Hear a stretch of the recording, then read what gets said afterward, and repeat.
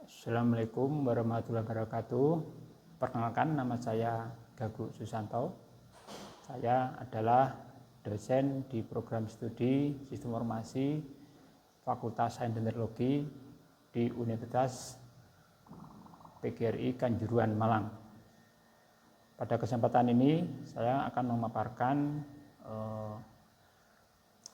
RPS dari mata kuliah dasar-dasar pemrograman. Mata kuliah dasar-dasar pemrograman ini adalah mata kuliah wajib yang ada di program studi informasi, di mana mata kuliah ini membahas tentang struktur dasar, tipe data, dan bagaimana mengendalikan dasar dalam pemrograman Java. Mata kuliah ini diharapkan nantinya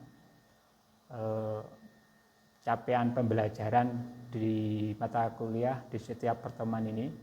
Nanti pertama, mahasiswa dapat memahami kontrak perkuliahan, memahami konsep perkuliahan dan mata kuliah secara umum.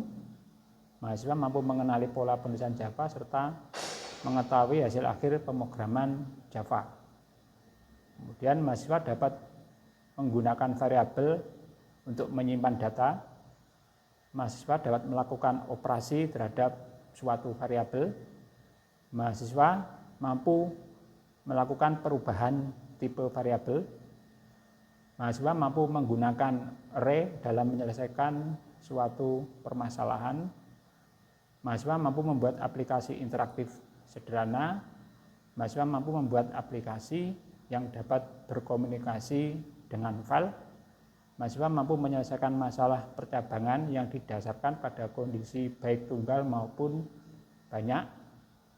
Kemudian mahasiswa mampu menyelesaikan kasus perulangan dengan Java. Mahasiswa mampu menyelesaikan suatu algoritma kompleks dengan Java. Kemudian mahasiswa dapat mengendalikan error yang muncul. Kemudian mahasiswa dapat memecah proses yang kompleks menjadi beberapa modul fungsi yang lebih sederhana supaya untuk mempermudah dalam manajemen aplikasinya. Mahasiswa mampu menyelesaikan suatu kasus yang dipilih dalam bentuk proyek yang ada di ujian tengah semester maupun yang ada di akhir semester. Dalam evaluasinya, dalam penilaiannya nanti ada dua klasifikasi, yaitu adalah penilaian proses, di mana di sini bobotnya adalah 60%, yang meliputi dari sikap mengacu pada penjabaran deskripsi umum, kemudian partisipasi dan aktivitas dalam proses pembelajaran mahasiswanya, baik dalam perkuliahan, praktek, maupun praktikum di laboratorium. Kemudian penyelesaian dalam tugas-tugas yang diberikan. Kemudian penilaian yang kedua, penilaian tentang produknya. Ini bobotnya adalah 40%, di mana di situ adalah proyek yang ada di ujian tengah semester dan ujian yang ada di akhir semester. Assalamualaikum warahmatullahi wabarakatuh. Selamat siang semuanya. Ya, semangat ya. Oke, kita lanjut untuk materi hari ini ada tentang percabangan, pertemuan setelah UTS ya. Jadi dalam pemrograman mata kuliah dasar-dasar pemrograman, di sini Anda nanti dalam Anda memprogram itu pasti Anda akan menemui kasus yang namanya percabangan ya. Nah, supaya lebih memahami percabangan, oke, kita lihat seperti apa itu percabangan. Oke. Jadi percabangan itu kalau kita lihat kasusnya apabila kita menemui suatu persimpangan ya, seperti gini, ini adalah persimpangan. Seperti kita di suatu jalan, Anda ketemu suatu pertigaan. Nah, di situ pasti Anda kan harus memilih apakah belok ke kiri ataukah belok ke kanan. Nah, sehingga di situ dalam pemrograman nanti pasti ada menemui kasus. Jadi apabila Anda contohnya apakah nilai ini sebuah bilangan ganjil ataukah genap, itu adalah Anda harus menentukan kira-kira ini bilangan ganjil atau genap itu dengan cara pencabangan ini. Ya. Jadi seperti ini. Jadi kalau dia benar, dia akan menjalankan pernyataan A. Kalau dia tidak atau salah, dia akan menjalankan pernyataan B. Ya. Jadi di sini yang kita uji adalah nilai kebenarannya. Jadi di sini itu outputnya nanti apakah dia betul ataukah salah, atau dalam istilah tekniknya boolean, ya, nilai boolean, ekspresi boolean. Ya. Jadi misalkan A apakah lebih besar dari 0, misalkan seperti itu. Apakah 7 lebih besar dari 8, itu kan jawabannya betul ataukah salah, ya, bukan hasilnya adalah suatu angka, ya, seperti itu. Nah, contohnya seperti tadi, kalau betul dia menjalankan pernyataan A, kalau salah dia akan menjalankan pernyataan B. Ya.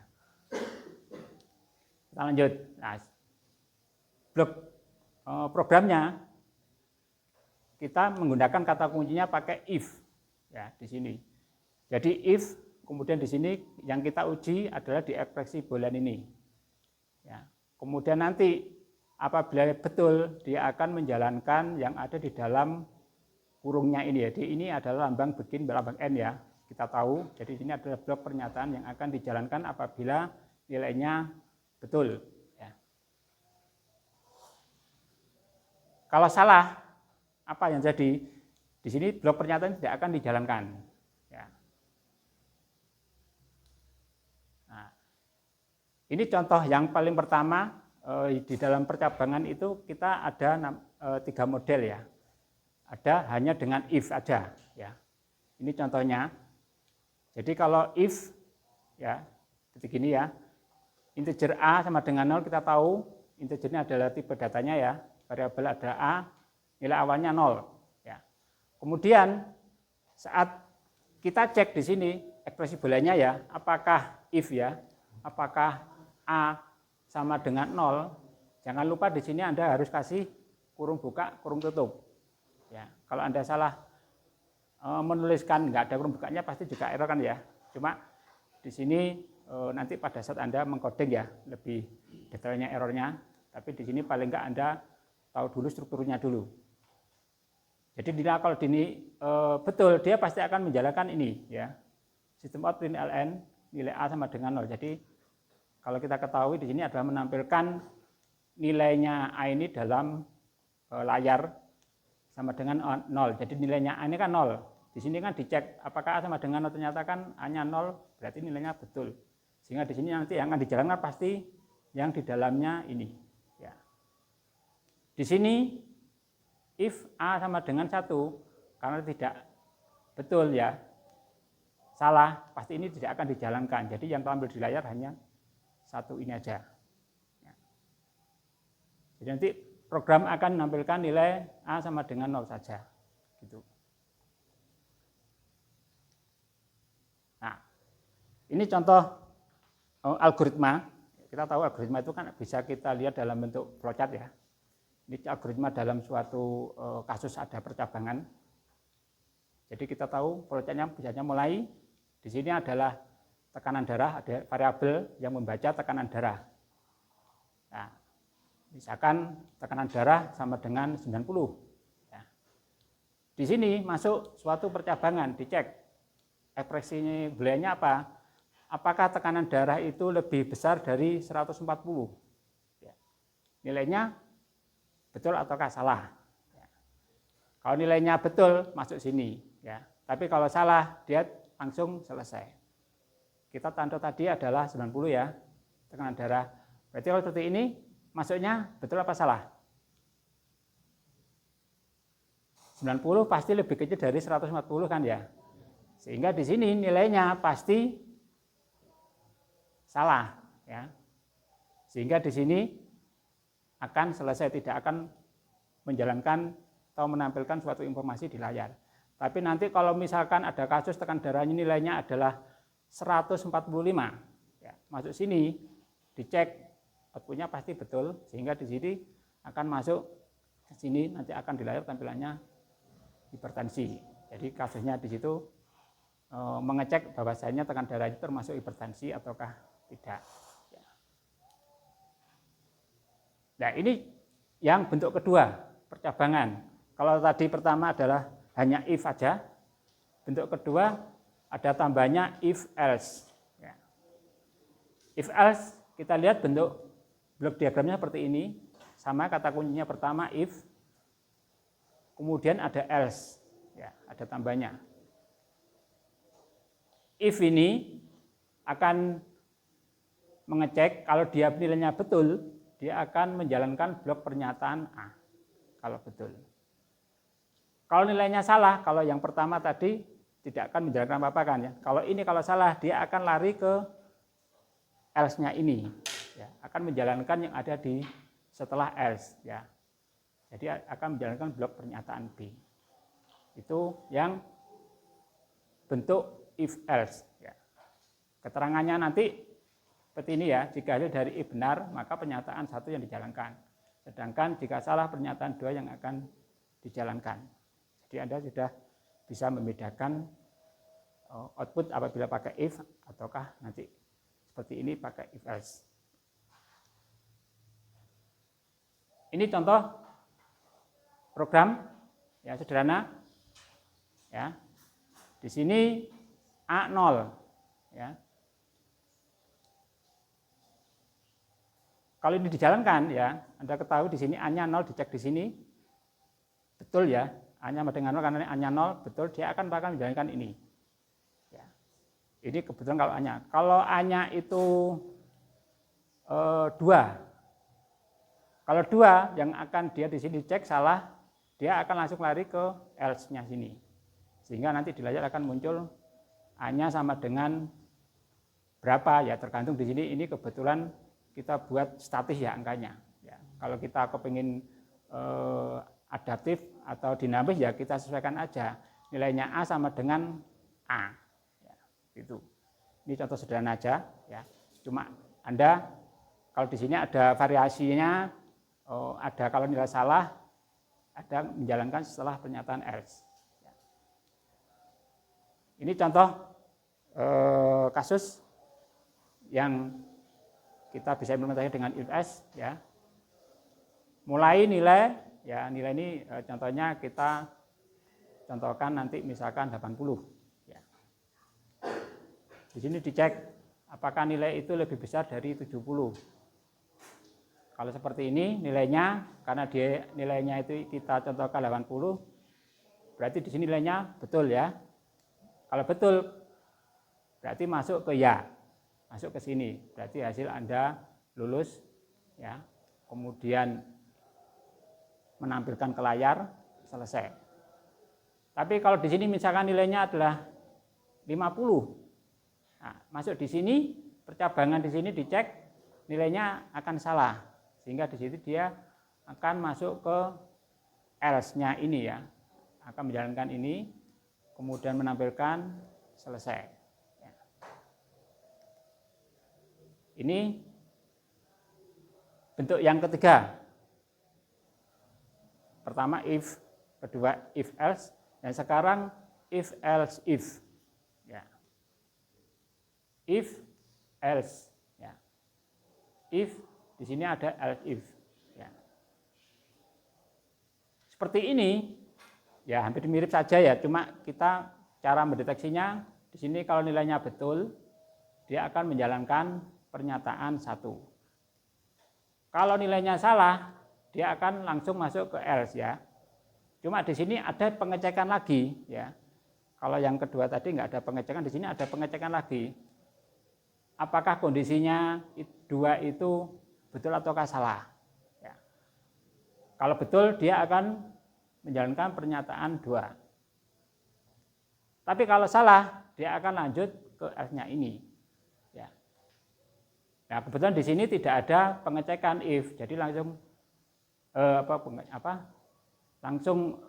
pengecekan lagi ya sama ya, tetepan ya.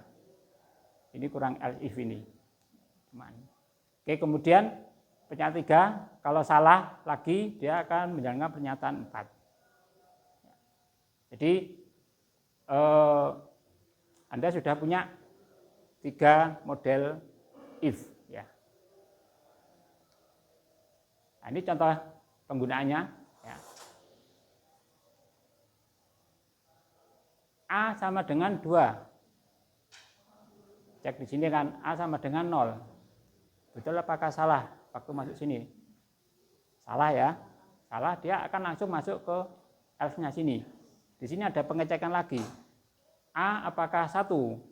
Ternyata hanya 2. Masih salah. Masuk sini.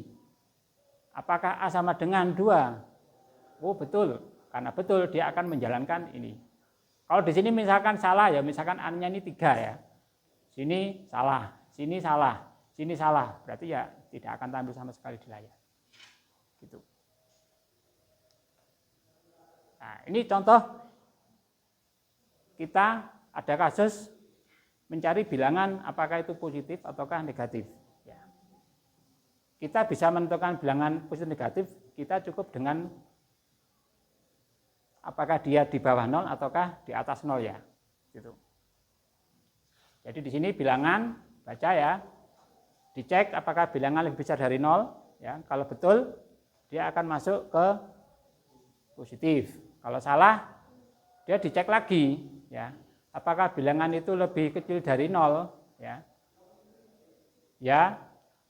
negatif. Ya. Kalau bilangannya tidak sama dengan misalkan 0, ya, berarti dia di sini masuk ke 0. Gitu. Nah, ini contoh bisa kita implementasikan di bahasa pemrogramannya, ya. Jika bilangan 0 dan positif, ya, else if ya, bilangan lebih kecil dari 0 dan negatif, else 0. Ini kebetulan ya kita hanya menentukan 2. Nanti dalam kasusnya Anda bisa sampai lebih dari if else-nya itu lebih dari 3 atau 4, bisa aja tergantung kasus Anda. Nah, ini contoh kasus saat Anda menentukan hari itu dalam 1 tahun, ya. Ini kebetulan adalah mengecek tanggal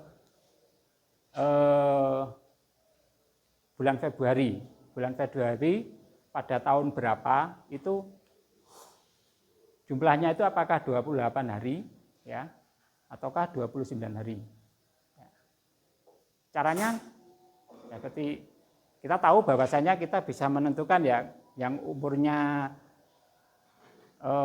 maksimal 29 itu pasti Februari ya, sehingga di sini kita hanya cukup menangkap Februarinya waktu pengecekan ya. Tapi kalau yang lain ya kita menyesuaikan aja apakah 31, 30, kita kan bisa menghitung dengan cara ini ya.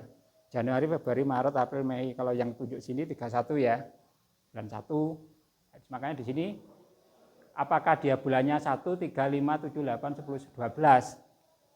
Kalau dia betul pasti jumlahnya 31 harinya. Tapi kalau bulannya itu 4, 6, 9, 11, jumlah harinya 30. Tapi pada saat mengecek bulan Februari Anda harus menentukan kan apakah 29 ataukah 28. Maka di sini ada proses pengecekan tahun di mod 4. Jadi kalau Anda menentukan 29 itu Anda cukup pakai pengecekan ini aja. Nanti kalau dia nilainya itu 0, tidak ada sisa ya, 0 itu berarti jumlah harinya 29. Tapi kalau dia ada sisa berarti jumlah harinya 28. Nah, itu kita bisa pecahkan dengan percabangan. Ini cuplikannya. Ya, ini kebetulan waktu pengecekan di bulan Februari 2, bulan 2 aja ya. Jika tahun 4, 0 ya. Jumlah harinya 29, jika salah dia masuk else ya. Nah. Ini contoh kasus yang lain yang bisa kita gunakan percabangan. Anda kan nilainya biasanya kan Anda dapat A, B, C gitu ya. Dari nomor suatu ring tertentu ya.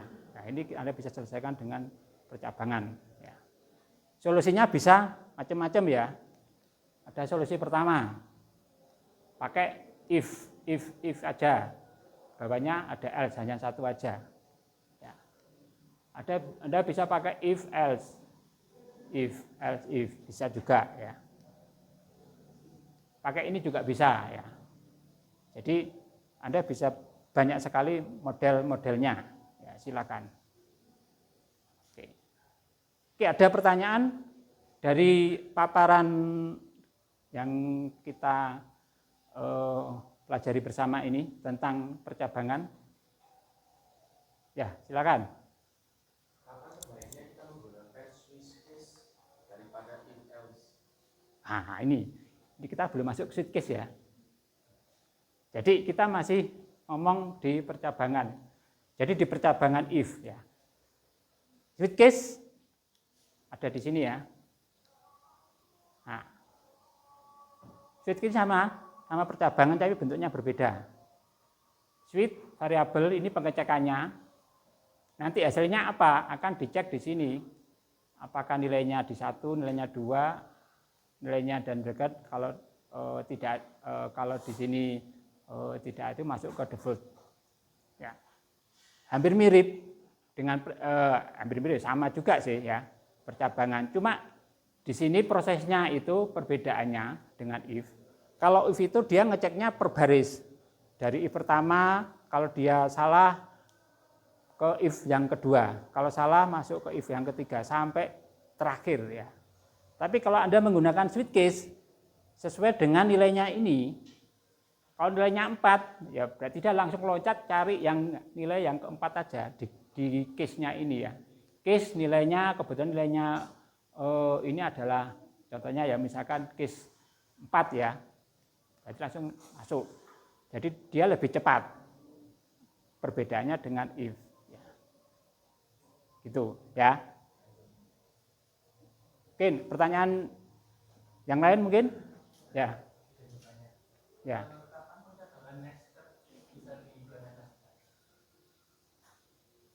Oke, tergantung kasus ya. Jadi kalau Anda itu mengeceknya itu hanya 2 aja, ya. Jadi apakah dia if, kemudian if lagi selesai ya, hanya 2 pernyataan ngeceknya. Anda cukup pakai if aja. Tapi kalau Anda pengecekannya itu lebih dari 2, misalkan sampai 5, Anda harus mengecek sesuatu sampai 5 kali. Anda pakai aja yang case supaya lebih sederhana ya. Karena kalau Anda 2, Anda pakai case ini, Anda mengetiknya programnya itu pasti barisnya lebih banyak. Ya, gitu. Kasusnya ya Anda bisa mengoptimalkan lah supaya sistem Anda programnya itu lebih cepat bekerjanya. Bisa enggak saya paksakan pakai if? Misalkan ada 5 pengecekan, Anda pakai if ya bisa aja, cuma prosesnya lama. Mungkin kalau Anda pakai if itu mungkin butuh 1 detik ya. Tapi kalau Anda pakai switch case mungkin hanya 0, sekian detik sudah keluar hasilnya. Gitu. Ya. Nah, oke. Kita lanjut ke tugas ya.